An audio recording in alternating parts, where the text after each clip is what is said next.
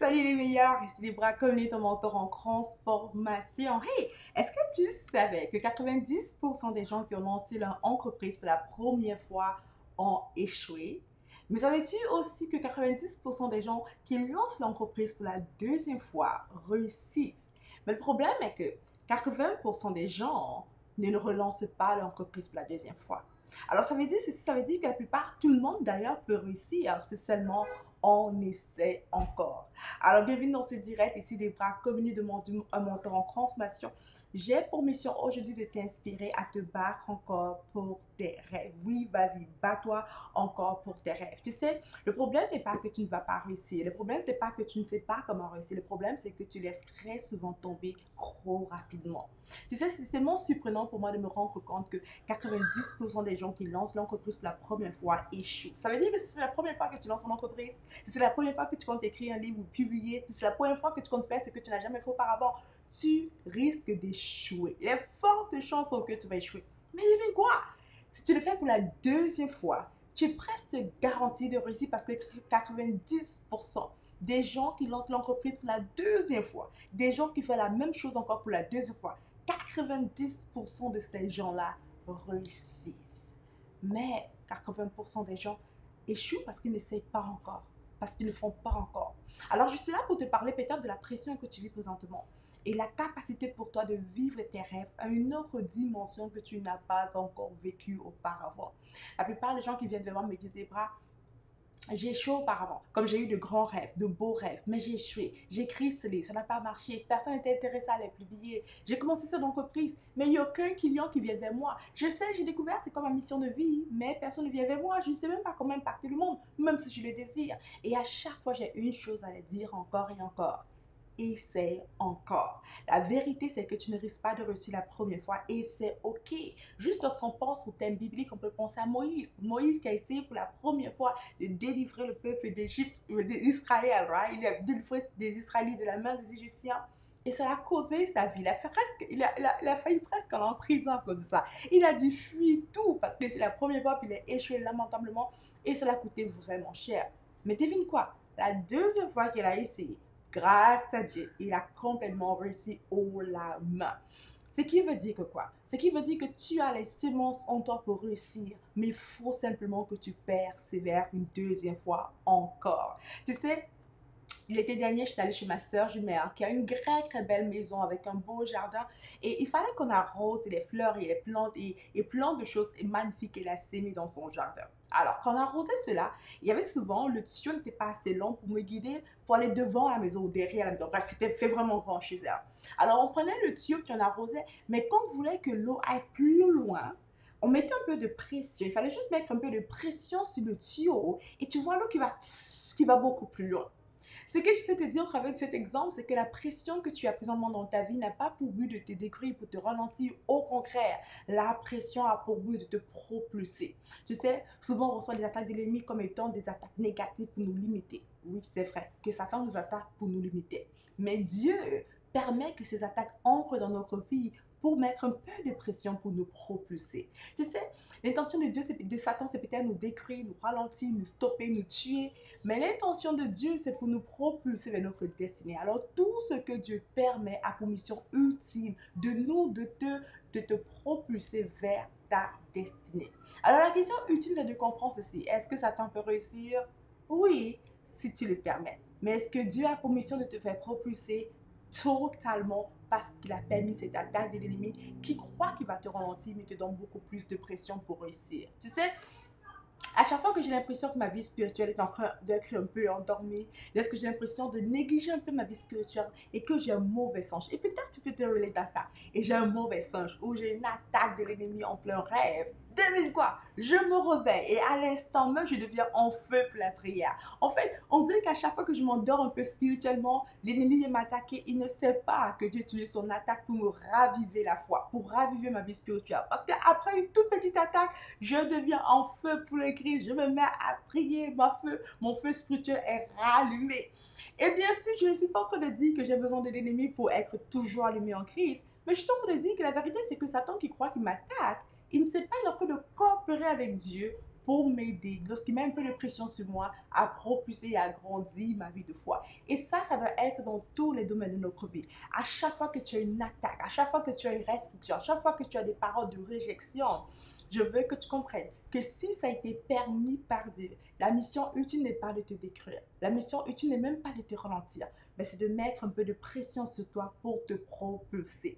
Tu sais, je vais souvent dire à mes clients ceci: ce qui se passe dans ta vie n'a pas pour mission de te détruire, mais ça a pour mission de te propulser. Je veux que tu répètes avec moi: ce qui se passe dans ma vie n'a pas pour mission de me détruire, mais ça a pour mission de me propulser. La parole qui dit que Dieu a des bons plans pour nous, des plans pour nous faire prospérer à tous égards, cette parole est vraie. Dieu a des bons plans pour moi. Alors, si Dieu a des bons plans pour moi et me permet de passer au travers de ce que j'ai traduit comme un échec, c'est parce qu'il veut me propulser. Si Dieu a des bons plans pour moi, il permet pour moi d'avoir un peu de pression, c'est parce qu'il veut me propulser. Je me souviens de l'histoire d'un jeune homme, un homme qui travaille pour une grande entreprise, et soudainement il a été renvoyé de l'entreprise. Il était un peu désespéré, désemparé, un peu triste par rapport à cela.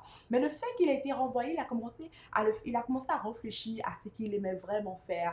Il aimait vraiment travailler, toucher les domaines de la quincaillerie, si je prononce bien cela. Il aimait bien toucher ce genre de domaine. Et il s'est dit, avec un de ses amis, pourquoi pas ouvrir une entreprise où on va aider les gens dans ce domaine de la quincaillerie, des domaines un peu manuels. Ils ont ouvert ce qu'on appelle le Home Depot. Si tu es en Amérique du Nord, aux États-Unis, Canada, je suis certaine que tu as déjà entendu au moins une fois parler du Home Depot parce que maintenant c'est partout en Amérique du Nord. Alors, au travers de cette pression-là négative où il a été renvoyé, il a eu l'idée de Home Depot. Il a eu l'idée de laisser aller, de aller vraiment vers ce qu'il désirait réellement, de dire oui à ses grands rêves.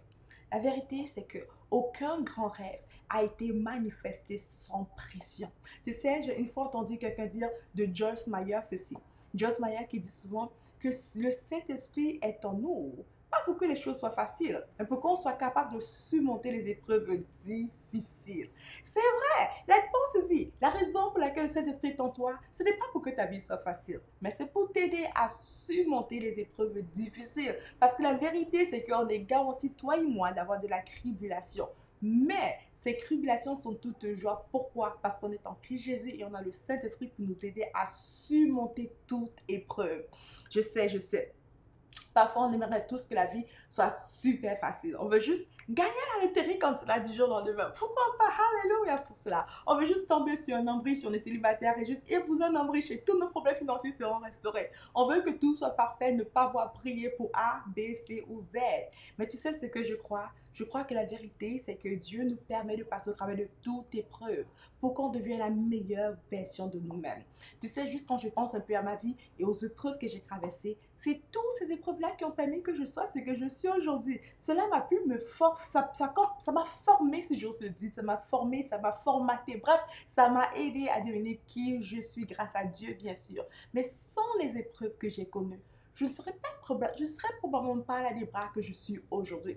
Et je suis certaine que sans les épreuves que tu as connues, tu ne serais peut-être pas là, toi, beaucoup plus courageuse et confiante que tu es aujourd'hui. Tout ça pour te dire quoi? Pour te dire, persévère encore. Maintenant, écoute ça. S'il y a une chose qui est la première raison pour laquelle la plupart des personnes échouent, ça veut dire c'est quoi? J'étais vraiment choquée d'apprendre que la première raison pour laquelle la plupart de personnes échouent, c'était à cause de la distraction.